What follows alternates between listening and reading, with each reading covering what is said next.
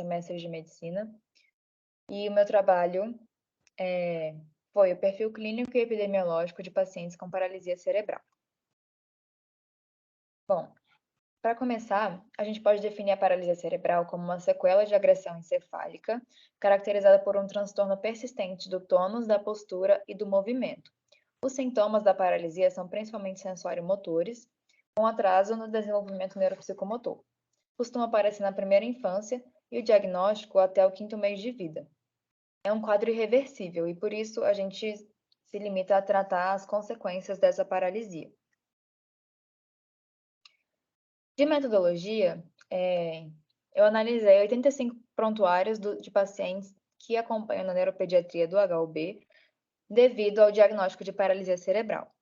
Esses pacientes já são diagnosticados e já fazem acompanhamento no HUB com a equipe da neuropediatria. Foi um levantamento epidemiológico retrospectivo, descritivo do tipo corte transversal. De resultados, os mais interessantes. Foi observada uma predominância do sexo masculino, né? 54% dos pacientes eram do sexo masculino, e é uma proporção observada ainda em outros estudos.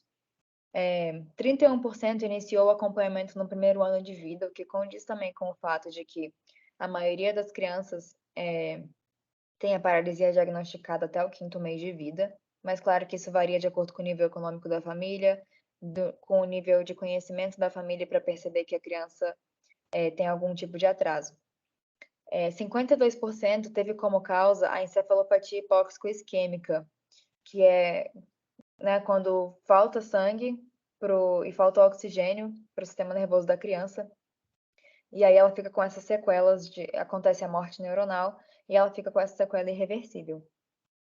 O principal fator de risco associado foi a prematuridade, que estava presente em mais de 20% dos pacientes. E eu utilizei também a escala GMFS-CS, GMFCS, que é uma escala que avalia o grau de evolução da paralisia, né, e o grau de dependência da criança, sendo a fase 1 a fase mais independente, ou seja, de menos sequelas, e a fase 5 é aquela criança que já é completamente dependente da cadeira de roda, que não fala, que não anda, e que não consegue nem sustentar a própria cabeça e o próprio tronco. Então, essas duas fases tiveram a mesma quantidade de pacientes. Não foi possível calcular de todos os pacientes, porque em alguns prontuários não tinha informações suficientes para eu conseguir determinar. Bom, como eu falei, o fator de risco principal foi a prematuridade, mas a gente também pode citar a asfixia ou anóxia perinatal, infecções congênitas como toxoplasmose, rubéola, citomegalovírus e sífilis, sepse, kernícteros, que é o acúmulo de bilirrubina no cérebro, e trauma. Em relação aos medicamentos, né, foi visto que quase 70% dos pacientes com a paralisia também têm epilepsia, e isso implica no uso de anticonvulsivantes, né? Então, mais de 60% dos pacientes estavam em uso de convulsivantes.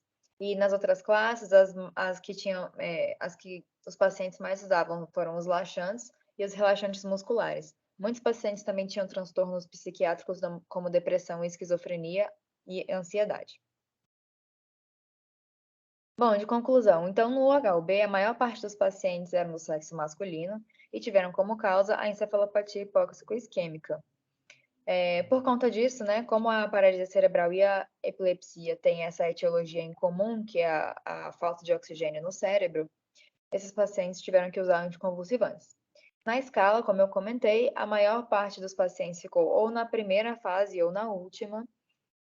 E, por fim, foi notável a relação da paralisia com a epilepsia e com o atraso no desenvolvimento neuropsicomotor. E são fatores que nós precisamos considerar quando a gente vai avaliar a qualidade de vida e o que esse indivíduo vai ou não conseguir fazer, né, por causa dessas consequências.